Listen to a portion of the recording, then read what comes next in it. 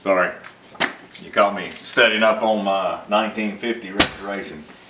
Now, what's the first thing that most of us do as our first internal engine upgrade? It's cams. Almost all of us do it. 95% of my customers, when I worked at Bumpus Harley-Davidson, came to the service department and asked us to recommend cams and install them. Now I get it. I'm as bad as the rest. It's faster and cheaper to just cut the push rods, stuff in some cams and adjustable push rods, and never even drain the gas tank. And then the next step, because it's like crack cocaine, is go to the big bore cylinders and bigger throttle body, performance ignition, you name it. But really, what's the first thing we should do? Either performance heads or take the stock ones and have them done. But let's face it, they're expensive. The average price is around $1,200 greenbacks, and they go up from there. The truth is though, stock twin cam heads flow about as good as an old man's bladder. So all the other mods you spent money on, you're only getting a fraction of the gains. So in the end, you're leaving power on the table.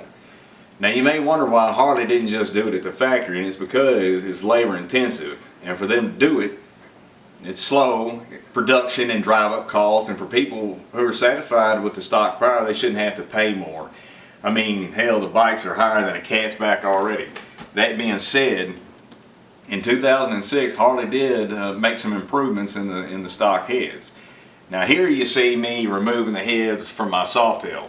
I'm getting ready to take the heads and have them done. Now these right here, these are Screaming Eagle performance heads, and they had the bigger valve, and I decked them 60 thousandths to bump up the compression, but they're not ported and polished.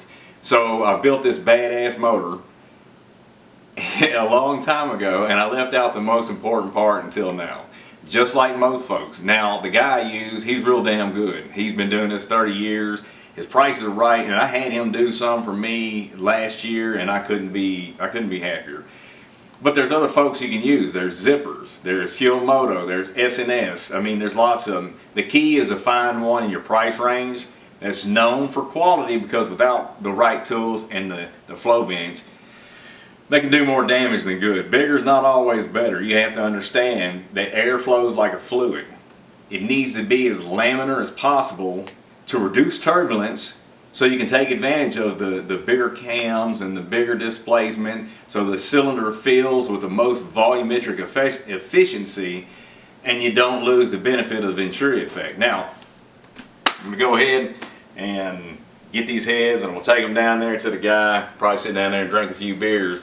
But go ahead and subscribe, hit that like bell so you can get the notifications, because I'm going to be pulling the heads off my Dyna here like next week, and that way you can see how to remove heads and then reinstall them. So I'm in here. See you on the next one.